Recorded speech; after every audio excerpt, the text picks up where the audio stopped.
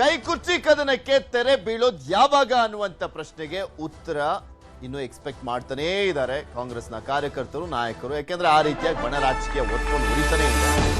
ಕುತೂಹಲ ಮೂಡಿಸಿದೆ ಇದೇ ಸಂದರ್ಭದಲ್ಲಿ ಎಐಸಿಸಿ ಅಧ್ಯಕ್ಷ ಖರ್ಗೆ ಹೇಳಿಕೆ. ಸದ್ಯಕ್ಕೆ ಯಾವುದೇ ಬದಲಾವಣೆ ಇಲ್ಲ ಅಂತ ಹೇಳಿದ್ದಾರೆ ಮಲ್ಲಿಕಾರ್ಜುನ ಖರ್ಗೆ, ಎಐಸಿಸಿ ಅಧ್ಯಕ್ಷ. ಸದ್ಯಕ್ಕೆ ಯಾವುದೇ ಬದಲಾವಣೆ ಇಲ್ಲ ಅಂತ. ಗಾಯಕ್ಕೆ ಮುಲಾಮನ್ನ ಹಚ್ತಾ ಇದ್ದಾರಾ, ಸದ್ಯಕ್ಕೆ ಯಾರು ಮಾತನಾಡಬಾರ್ದು ಅನ್ನುವಂಥ ನಿಟ್ಟಿನಲ್ಲಿ ಸ್ಟೇಟ್ಮೆಂಟಾ ಅಂತ. ಸದ್ಯಕ್ಕೆ ರಾಜ್ಯದಲ್ಲಿ ಸಿದ್ದರಾಮಯ್ಯ ಸಿಎಂ ಆಗಿದ್ದಾರೆ. ಸಿಎಂ ಬದಲಾವಣೆಗೆ ವಿಚಾರ ಸದ್ಯಕ್ಕೆ ಬರೋದಿಲ್ಲ, ಅದಕ್ಕೆ ಇನ್ನೂ ಸಮಯ ಇದೆ, ನೋಡೋಣ. ಅಡ್ಗೋಡೆ ಮೇಲೆ ದೀಪ ಇಟ್ಟಂಗೆ ಮೇ ಕ್ರಾಂತಿಗೆ ಇತಿಶ್ರೀ ಹಾಕಿದ್ರ ಅಧ್ಯಕ್ಷ ಖರ್ಗೆ. ಸಿಎಂ ಸಿದ್ದರಾಮಯ್ಯ ಸ್ಥಾನ ಸದ್ಯಕ್ಕೆ ಸೇಫಾ? ಮಲ್ಲಿಕಾರ್ಜುನ್ ಖರ್ಗೆ ಹೇಳಿದ ರೀತಿಯಲ್ಲಿ ಸದ್ಯಕ್ಕೆ ಬದಲಾವಣೆ ಇಲ್ಲ ಅಂತ ಹೇಳ್ತಾ ಇದ್ರಲ್ಲ, ಸೊ ಹೀಗಾಗಿ ಸದ್ಯಕ್ಕೆ ಮಾತ್ರ ಸೇಫ್ ಆಗಿದೆಯಾ? ಕುತೂಹಲ ಮೂಡಿಸಿದೆ ಅಧ್ಯಕ್ಷ ಖರ್ಗೆ ಅವರ ಹೇಳಿಕೆ. ನೋಡಿ, ಇಲ್ಲಿ ಸಿದ್ದರಾಮಯ್ಯನವರೇ ಮುಂದುವರಿತಾರೆ ಅನ್ನುವಂಥದ್ದನ್ನ ಹೇಳಿಲ್ಲ, ಇಲ್ಲ DK ಯಾವಾಗಲಾದ್ರೂ ಆಗ್ತಾರೆ ಅನ್ನುವಂಥದ್ದನ್ನ ಹೇಳಿಲ್ಲ. ಸಿದ್ದರಾಮಯ್ಯನವರು ಸದ್ಯಕ್ಕೆ ಸೇಫು ಅಂದ್ರೆ ಬದಲಾವಣೆಯ ಚಿಂತನೆ ಇದೆ ಅಂತ ಅರ್ಥನ? ಎರಡು ಬಣಕ್ಕೂ ಮತ್ತಷ್ಟು ಟೆನ್ಷನ್ ಕೊಟ್ಟಿದ್ದಾರೆ. ಏನ್ ಮಾತನಾಡಿದ್ರು ನೋಡೋಣ ಮಲ್ಲಿಕಾರ್ಜುನ್ ಖರ್ಗೆ. ಬಟ್ ಈಗ ಪ್ರಶ್ನೆನೇ ಉದ್ಭವಿಸೋದಿಲ್ಲ. ಈಗಾಗಲೇ ಇಲ್ಲಿ ಚೀಫ್ ಮಿನಿಸ್ಟರ್ ಇದ್ದಾರೆ. ಬದಲಾವಣೆ ಆಗತಕ್ಕಂಥ ಮಾರ್ಗದಲ್ಲಿ ಏನಾರ ಸೋನಿಯಾ ಗಾಂಧಿಯವರು, ರಾಹುಲ್ ಗಾಂಧಿಯವರು ಅಥವಾ ನಾವು ಸೇರಿ ನಿರ್ಣಯ ತೆಗೆದುಕೊಳ್ಬೇಕು ಅಂದರೆ ಅದು ಸ್ವಲ್ಪ ಸಮಯ ಹಿಡಿತದೆ, ಅದು ನೋಡೋಣ. ಬಟ್ ಈಗ ಪ್ರಶ್ನೆನೇ ಉದ್ಭವಿಸೋದಿಲ್ಲ. ಈಗಾಗಲೇ ಇಲ್ಲಿ ಚೀಫ್ ಮಿನಿಸ್ಟರ್ ಇದ್ದಾರೆ. ಬದಲಾವಣೆ ಆಗತಕ್ಕಂಥ ಮಾರ್ಗದಲ್ಲಿ ಏನಾರ ಸೋನಿಯಾ ಗಾಂಧಿಯವರು, ರಾಹುಲ್ ಗಾಂಧಿಯವರು ಅಥವಾ ನಾವು ಸೇರಿ ನಿರ್ಣಯ ತೆಗೆದುಕೊಳ್ಬೇಕು ಅಂದರೆ ಅದು ಸ್ವಲ್ಪ ಸಮಯ ಹಿಡಿತದೆ, ಅದು ನೋಡೋಣ. ಬಟ್ ಈಗ ಪ್ರಶ್ನೆನೇ ಉದ್ಭವಿಸೋದಿಲ್ಲ.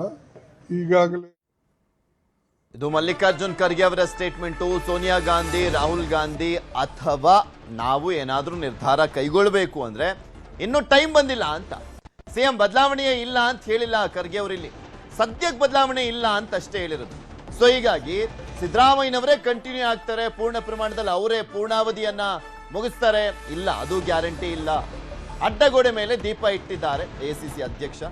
ನಿರಾಸೆ, ಸದ್ಯಕ್ಕೆ ಬದಲಾವಣೆ ಇಲ್ಲ, ಸಂದರ್ಭ ಬಂದ್ರೆ ಚರ್ಚೆ ಮಾಡ್ತೀವಿ. DKC ಟೀಮ್ಗೆ ಖರ್ಗೆ ಹೇಳಿಕೆಯಿಂದ ಒಂಥರ ಟೆನ್ಷನ್ನು, ಒಂದ್ ಕಡೆ ಖುಷಿನೂ ಕೂಡ ಇದ್ದಂತೆ ಕಾಣಿಸ್ತದೆ.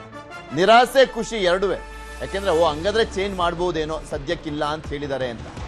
ಮತ್ತು ಒಂದ್ ಕಡೆ ಹಾಗಾದ್ರೆ ಯಾವಾಗ ಮಾಡ್ತಾರೆ ಅನ್ನುವಂಥದ್ದು ಪ್ರಶ್ನೆ. ನಿರಾಸೆ, ಮೇ ತಿಂಗಳಲ್ಲಿ ಆಗ್ಬಿಡ್ತಾರೆ ಅನ್ನುವಂಥ ಎಕ್ಸ್ಪೆಕ್ಟೇಷನ್ ಇತ್ತಲ್ಲ, ಅದು ಉಲ್ಟಾ ಹೊಡಿತಾ ಅನ್ನುವಂಥ ಪ್ರಶ್ನೆ ಅಂತೂ ಕಾಡ್ತಾನೆ ಇದೆ. ಸಿದ್ದರಾಮಯ್ಯನವರೇ ಮುಂದುವರಿಕೆ ಅಂತ ಹೇಳಿಲ್ಲ ಖರ್ಗೆ ಅವರು, 100ಕ್ಕೆ 100ರಷ್ಟು ಸಿದ್ದು ಮುಂದುವರಿಕೆ ಅಂತಲೂ ಕೂಡ ಹೇಳಿಲ್ಲ. ಸಿಎಂ ಆಪ್ತರಿಗೂ ಖರ್ಗೆ ಹೇಳಿಕೆಯಿಂದ ಗೊಂದಲ. ಅಡ್ಡಗೋಡೆ ಮೇಲೆ ದೀಪ ಇಟ್ಟಿದ್ದಾರೆ ಎಐಸಿಸಿ ಅಧ್ಯಕ್ಷ ಮಲ್ಲಿಕಾರ್ಜುನ್ ಖರ್ಗೆ ಅವರು. ಸೊ ಹೀಗಾಗಿ ಈ ಚರ್ಚೆ ಇನ್ನೂ ಮುಂದುವರಿಯುತ್ತೆ, ಈ ಚರ್ಚೆ ಒತ್ಕೊಂಡು ಉರಿತಾನೇ ಇರುತ್ತೆ. ಈ ಚರ್ಚೆ ಬಣ ರಾಜಕೀಯ ತಾರಕಕ್ಕೇರುವಂತೆ ಮಾಡುತ್ತೆ ಈ ಸ್ಟೇಟ್ಮೆಂಟು. ಯಾಕೆಂದ್ರೆ ಯಾವುದಕ್ಕೂ ಕ್ಲಾರಿಟಿ ಕೊಟ್ಟಿಲ್ಲ. ಇದೆಲ್ಲದ್ರ ಬಗ್ಗೆನೂ ಕೂಡ ಇನ್ನಷ್ಟು ಮಾಹಿತಿಯನ್ನು ಕೊಡ್ತಾ ಹೋಗ್ತಾರೆ ನಮ್ಮ ಪೊಲಿಟಿಕಲ್ ಬ್ಯೂರೋ ಮುಖ್ಯಸ್ಥರಾಗಿರುವಂತಹ ಚಿದಾನ್ ಪಟೇಲ್ ನಮ್ಮ ಜೊತೆ ನೇರ ಸಂಪರ್ಕದಲ್ಲಿ ಜಾಯ್ನ್ ಆಗಿದ್ದಾರೆ. ಚಿದಾನ್ ಪಟೇಲ್ ಅತ್ಲಾಗೆ ಹಾವು ಸಾಯಬಾರ್ದು, ಕೋಲು ಮುರಿಬಾರ್ದು ಅನ್ನುವಂಥ ಧೋರಣೆ ಇದ್ದಂತೆ ಕಾಣಿಸ್ತಾ ಇದೆ.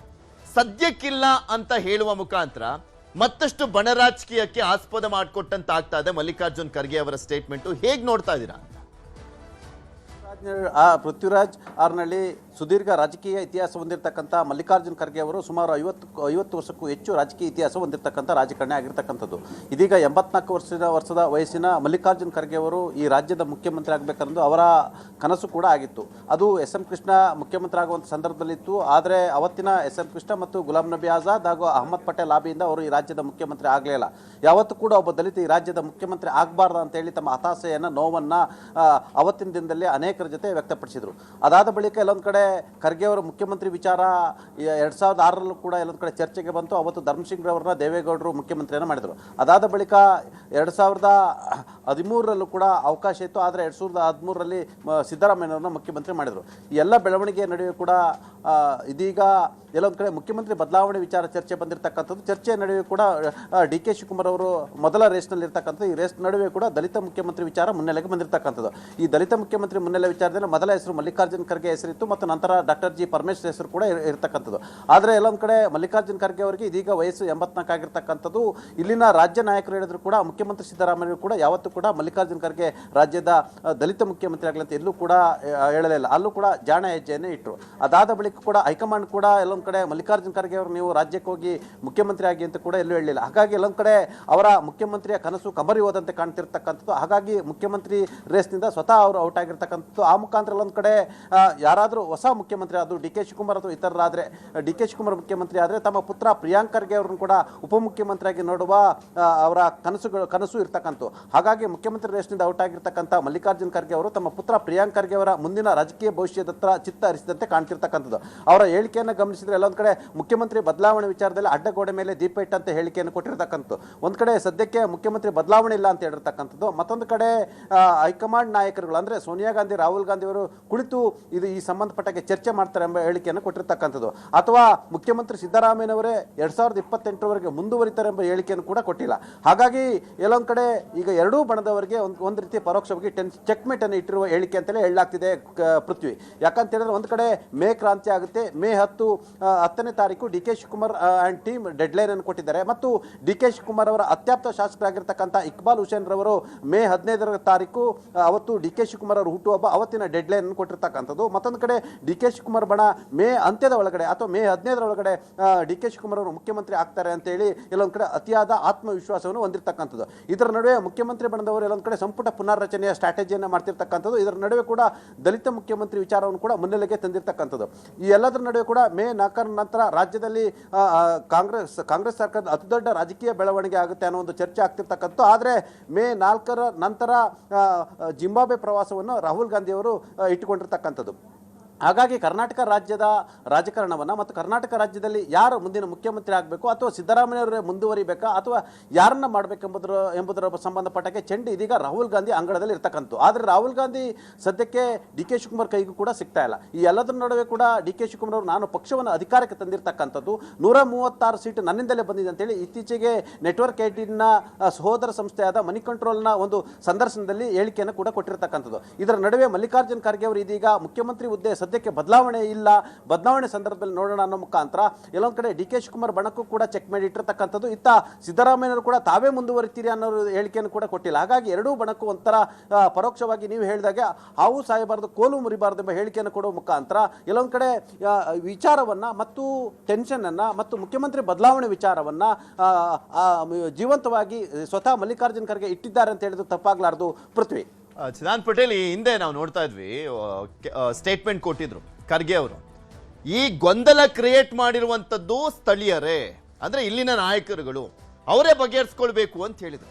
ಬಟ್ ಇವಾಗ ಹೇಳ್ತಾ ಇರುವಂಥದ್ದು ನೋಡ್ತಾ ಇದ್ರೆ ಸ್ಪಷ್ಟವಾಗಿ ಕಾಣಿಸ್ತಾ ಇದೆ ಹೈಕಮಾಂಡ್ ತುಂಬಾ ಗೊಂದಲದಲ್ಲಿದೆ. ಯಾವುದೇ ಒಂದು ಸ್ಟ್ಯಾಂಡ್ ತಗೊಳ್ಳೋದಕ್ಕೂ ಕೂಡ ಹಿಂದೆ ಮುಂದೆ ನೋಡುವಂತ ಪರಿಸ್ಥಿತಿ ಇದೆ ಅಂತ.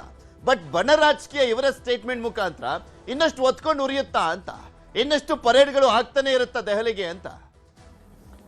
ಸಿಎಂ ಹಾಗೂ ಡಿಸಿಎಂ ನಡುವಿನ ಮುಖ್ಯಮಂತ್ರಿ ಕುರ್ಚಿಯ ಅಗ್ಗಜಗ್ಗಾಟ ಮತ್ತು ಗುದ್ದಾಟದಲ್ಲಿ ಮೂರನೇವರಿಗೆ ಲಾಭ ಆಗುತ್ತಾ ಅನ್ನೋದು ಚರ್ಚೆ ಕೂಡ ಇದೀಗ ನಡೀತಿರ್ತಕ್ಕಂಥ. ಆ ಮೂರನೇವರು ಯಾರು ಎಂಬ ಮಾತು ಕೂಡ ಕೇಳ್ತಿರ್ತಕ್ಕಂಥ. ಆ ಮೂರನೇವರಿಗೆ ಅವಕಾಶ ಕೊಟ್ಟರೆ ಈ ಇಬ್ಬರು ಒಪ್ತಾರೆ ಎಂಬ ಮಾತು ಕೂಡ ಕೇಳಿ ಬಂದಿರತಕ್ಕಂಥ. ಒಂದು ವೇಳೆ ರಾಹುಲ್ ಗಾಂಧಿ ಅವರು ಮೂರನೇವರಿಗೆ ಏನು ಮುಖ್ಯಮಂತ್ರಿ ಕುರ್ಚಿಯನ್ನು ಕೊಡಿಸ್ಲಿಕ್ಕೆ ಮುಂದಾದರೆ ಈ ಇಬ್ಬರು ಕೂಡ ಒಗ್ಗಟ್ಟಾಗುವ ಸಾಧ್ಯತೆ ಇದೆ. ಇಬ್ಬರ ಜಗಳದಲ್ಲಿ ಮೂರನೇವರಿಗೆ ಯಾಕೆ ಲಾಭ ಅನ್ನೋ ಚರ್ಚೆ ಕೂಡ ಇರ್ತಕ್ಕಂಥದ್ದು. ಮತ್ತೊಂದು ಕಡೆ 2028ರ ಚುನಾವಣೆಯ ಹಿತದೃಷ್ಟಿಯಿಂದ ಮತ್ತು ಸಿದ್ದರಾಮಯ್ಯವರಿಗೆ ಕಾಂಗ್ರೆಸ್ಗೆ ಬಂದ ಕೂಡಲೇ 2 ಬಾರಿ ಅವರನ್ನ ವಿಪಕ್ಷ ನಾಯಕರಾಗಿ ಮಾಡಿರ್ತಕ್ಕಂಥದ್ದು, 2 ಬಾರಿ ಮುಖ್ಯಮಂತ್ರಿ ಆಗತಕ್ಕಂಥ ಅವಕಾಶವನ್ನು ಕೊಟ್ಟಿರ್ತಕ್ಕಂಥದ್ದು. ಕಾಂಗ್ರೆಸ್ನಲ್ಲಿ ಸುಮಾರು 50ರಿಂದ 60 ವರ್ಷ ಕಾಂಗ್ರೆಸ್ ಪಕ್ಷಕ್ಕಾಗಿ ಮಣ್ಣು ಹೊತ್ತುವಂಥವ್ರು ಕೂಡ ಮಣ್ಣಾಗಿ ಹೋಗಿರ್ತಕ್ಕಂಥದ್ದು. ಮಲ್ಲಿಕಾರ್ಜುನ್ ಖರ್ಗೆ ಅಂತವರು ಕೂಡ ಈ ರಾಜ್ಯದ ಮುಖ್ಯಮಂತ್ರಿ ಆಗಲಿಕ್ಕೆ ಆಗಿಲ್ಲ. ಆದರೆ ಸಿದ್ದರಾಮಯ್ಯ ಬಂದ ಕೆಲವೇ ವರ್ಷಗಳಲ್ಲಿ, ಬೆರಳೆಣಿಕೆಯ ವರ್ಷಗಳಲ್ಲಿ ಕಾಂಗ್ರೆಸ್ನಿಂದ 2 ಬಾರಿ ಮುಖ್ಯಮಂತ್ರಿ ಆಗಿರ್ತಕ್ಕಂಥ. ಹಾಗಾಗಿ ಕಾಂಗ್ರೆಸ್ನ ಕಟ್ಟಾಳಕ್ಕೂ ಕೂಡ ಅವಕಾಶವನ್ನು ಕೊಡಬೇಕೆಂಬ ಚರ್ಚೆ ಕೂಡ ಕಾಂಗ್ರೆಸ್ ವಲಯದಲ್ಲಿ ನಡೀತಿರ್ತಕ್ಕಂಥದ್ದು. ಇದರ ಭಾಗವಾಗಿ ಡಿ ಕೆ ಶಿವಕುಮಾರ್ ಹೆಸರು ಕೂಡ ಮುನ್ನೆಲೆಗೆ ಬಂದಿರತಕ್ಕಂಥದ್ದು.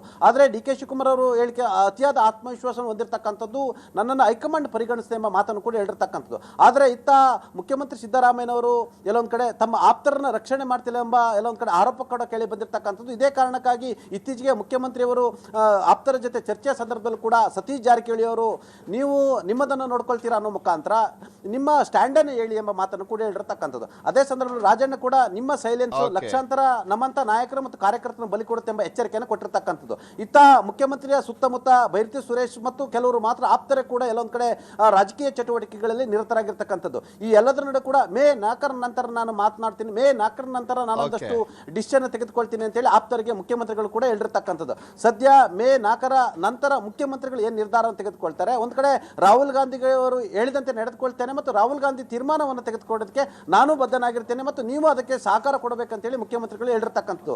ಈ ಎಲ್ಲದರ ನಡುವೆ ಕೂಡ ಒಂದ್ ಕಡೆ ಮೇ 15ರಲ್ಲಿ ಮುಖ್ಯಮಂತ್ರಿ ಮೇ 15ರ ಒಳಗಡೆ ಮುಖ್ಯಮಂತ್ರಿ ಆಗೇ ತೀರ್ತಾರೆ ಅಂತ ಹೇಳಿ ಡಿ ಕೆ ಶಿವಕುಮಾರ್ ಬಣದವರು ಹೇಳ್ತಿರ್ತಕ್ಕಂಥದ್ದು ಮತ್ತು ಮೇ 15ರ ಒಳಗಡೆ ಆಗ್ತೀನಿ ಎಂಬ ವಿಶ್ವಾಸನೂ ಕೂಡ ಡಿ ಕೆ ಶಿವಕುಮಾರ್ ವ್ಯಕ್ತಪಡಿಸಿರ್ತಕ್ಕಂಥದ್ದು. ಇದರ ನಡುವೆ ಮಲ್ಲಿಕಾರ್ಜುನ್ ಖರ್ಗೆ ಅವರು ಸದ್ಯಕ್ಕೆ ಮುಖ್ಯಮಂತ್ರಿ ಹುದ್ದೆ ಬದಲಾವಣೆ ಇಲ್ಲ ಎಂಬ ಹೇಳಿಕೆ ಕೊಟ್ಟಿರ್ತಕ್ಕಂಥದ್ದು. ಎರಡೂ ಬಣಕ್ಕೆ ಒಂದು ರೀತಿ ಚೆಕ್ಮೇಟ್ ಇಟ್ಟಿರುವುದು ಅಂತ ಹೇಳಿದ್ರು ತಪ್ಪಾಗಲಾರದು. ಪೃಥ್ವಿ. ಓಕೆ, ಧನ್ಯವಾದ ಅಚ್ಯುತಾನಂದ್ ಪಟೇಲ್ ನಿಮ್ಮೆಲ್ಲ ಮಾಹಿತಿ.